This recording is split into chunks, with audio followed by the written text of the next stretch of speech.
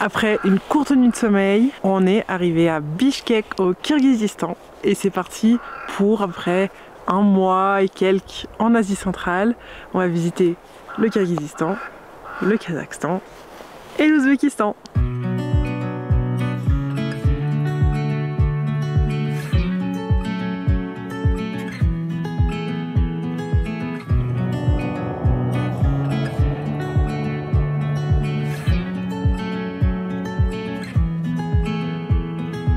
On a récupéré notre 4x4, notre magnifique 4x4 un peu vert, jaune comme ça, et on est prêt à partir sur les routes de ces magnifiques pays.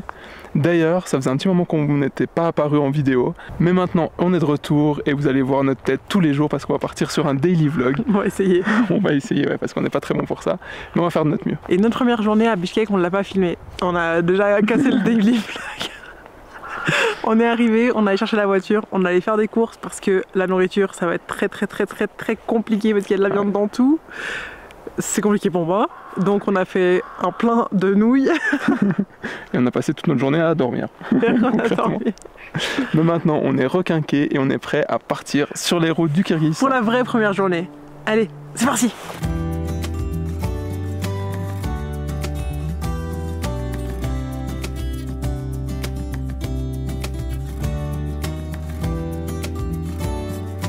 On commence la journée dans la capitale, donc à Bishkek.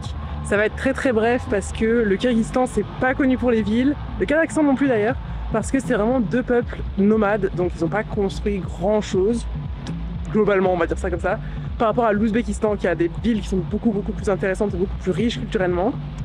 Mais on voulait quand même passer voir la place principale et le musée de l'histoire. On va pas trop s'attarder, il y a l'air d'avoir une fête un petit peu. Et puis on a envie de prendre la route pour découvrir les paysages, essentiellement.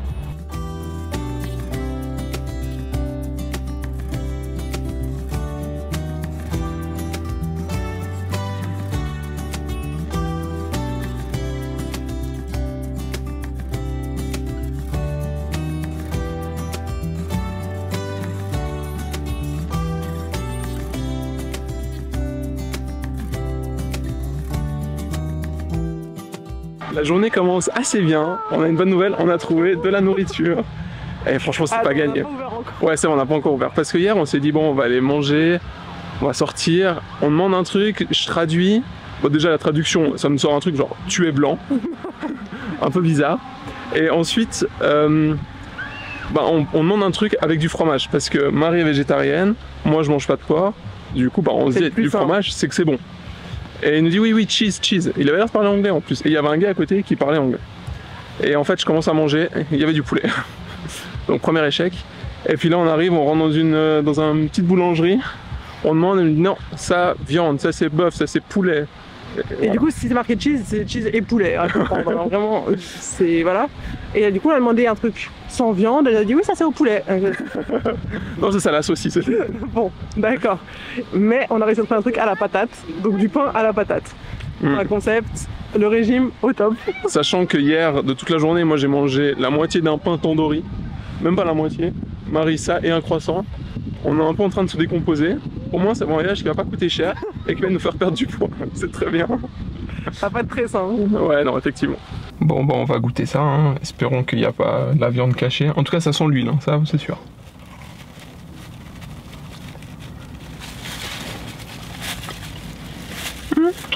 Ça a la patate. En vrai ça a le goût du beignet. C'est un beignet, on sent pas trop la patate. Franchement à un moment il faut juste qu'on prenne notre apport calorique du jour quoi. Et je pense que ça c'est l'équivalent de 3 jours d'un homme adulte normal.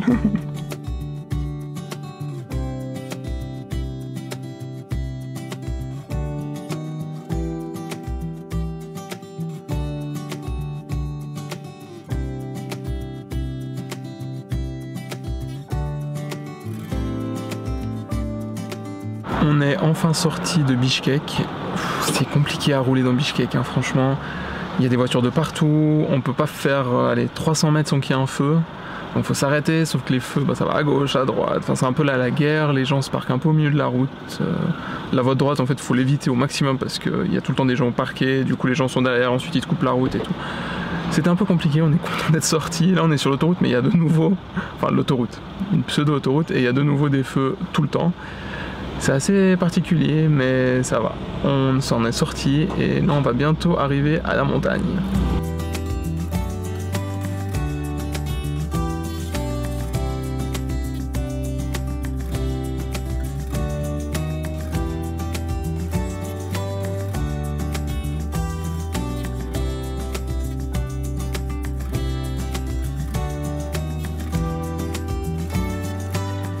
Ça fait à peu près 2h30 qu'on roule. Là, on s'enfonce dans les montagnes. C'est super beau. On est vraiment dans un canyon en fait. Hyper impressionnant. Il y a un peu de circulation toujours. C'est pas la même qu'à Bishkek. C'est des chevaux et des moutons. Donc il faut être un petit peu vigilant. Ça commence à donner des gouttes. Alors on espère qu'on va pas trop se prendre la pluie. On a un premier stop de prévu. On devrait y arriver d'ici une demi-heure à peu près. On va voir. Apparemment la route est un peu compliquée pour y aller. Donc on verra. Et pour ce soir, on n'a pas de logement. Donc on sait pas où on va dormir. On a une map, dessus il y a des yourtes qui sont dessinées. Du coup c'est mon objectif. J'ai dit on va là-bas, on va voir si on trouve. Mais c'est pas garanti, à tout moment on dort dans la Jimny. Ouais, parce qu'en plus comme on est hors saison, enfin on est gentiment en train d'arriver hors saison, ouais. Il se peut que ça soit qu'il n'y ait plus personne en fait dans les yourtes. On verra.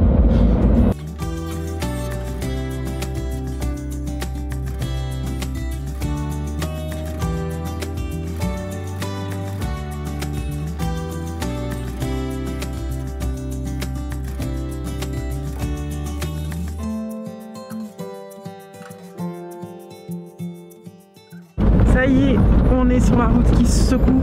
En vrai, elle est pas trop dure.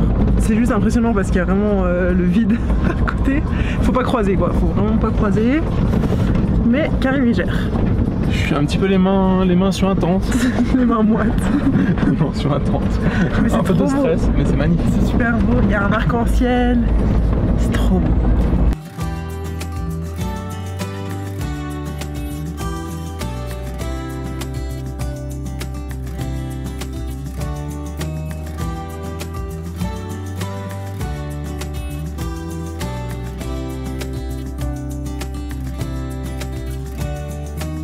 Marche arrière, j'ai peur. On est sur un chemin hyper étroit, on peut plus continuer. Du coup on redescend en marche arrière. C'est compliqué, c'est technique.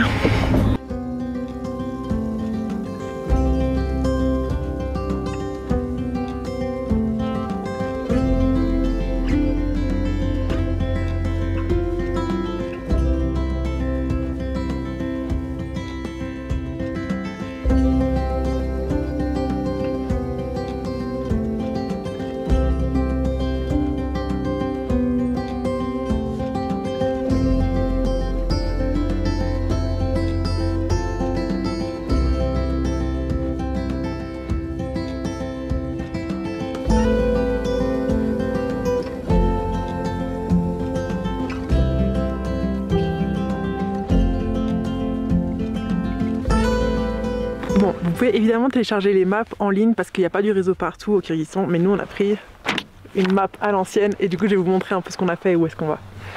Donc on était à Bishkek, capitale, et on a roulé tout ça, hop, et on est par ici, c'est une station de ski. Donc les lacs ils sont quelque part par là. Et on va aller essayer de dormir par ici parce que j'ai vu qu'il y avait une yourte là, et une yourte là, et une autre là. Ah, du coup, on va essayer de trouver un logement par là-bas. On se dégourdit les jambes un peu. Il fait froid par contre.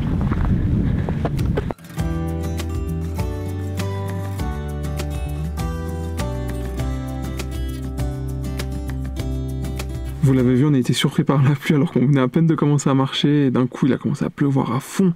Du coup on est revenu en courant à la voiture. Maintenant l'idée c'est de tout redescendre ce qu'on est monté et essayer de trouver un logement parce que Marie, enfin ok, on voulait essayer d'être le plus indépendant possible, de moins booker des hôtels en avance comme on a pu le faire par le passé, surtout dans ce genre de pays où il y a un peu cette culture nomade. Donc là on va partir à la recherche de yourtes. D'après la carte papier qu'on a, il devrait y avoir 3 yourtes sur la route. On espère qu'on va les trouver, on ne sait pas si elle est à jour, surtout que là on arrive un peu sur la fin de la saison. Donc peut-être qu'elles sont déjà plus là. On croise les doigts.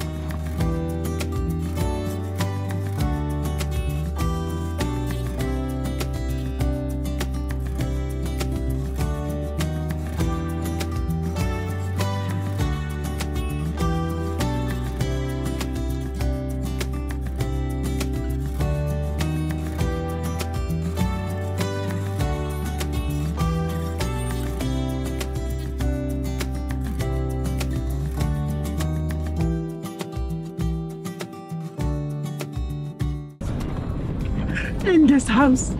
Priez pour nous parce que là on tourne en rond depuis 2 heures. C'est un enfer. Ah, j'espère qu'elle existe.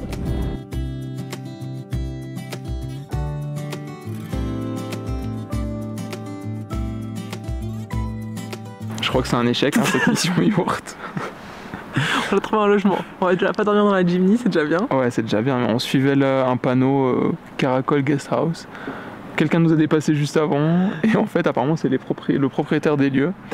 Très sympa. Hyper sympa. Mais du coup, on est dans sa maison. Ouais, c'est vrai que c'est une guest house avec une seule chambre. Oui, il y avait ses affaires. Je crois qu'il y avait son pyjama. C'est horrible. Bon, on fermera les yeux sur l'hygiène, mais il est trop gentil. Trop sympa de nous avoir ouvert les portes de chez lui parce que sinon, on n'aurait jamais rien trouvé, je crois. Et du coup, on a payé 2000 sommes. Ça fait 20 francs, un petit peu. Près 20 francs. Ouais, à peu près. Ça va, il nous a proposé de nous faire à manger et tout, mais bon, on veut pas trop abuser. On va faire nos petites pâtes, nos petites nouilles.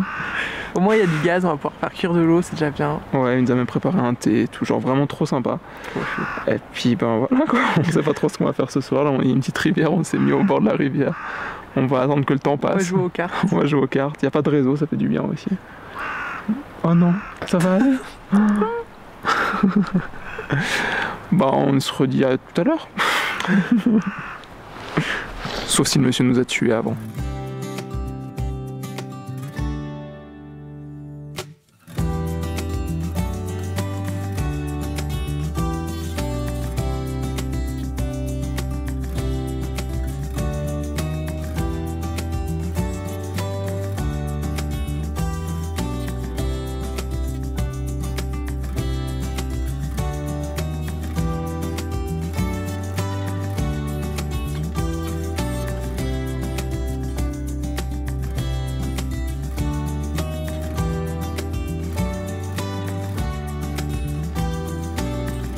On a été se balader un petit peu et puis en revenant, vraiment même le monsieur tellement gentil, il nous avait préparé du miel blanc du Kirghizistan, donc apparemment qui est un des meilleurs au monde, du thé, des fruits, vraiment tellement gentil.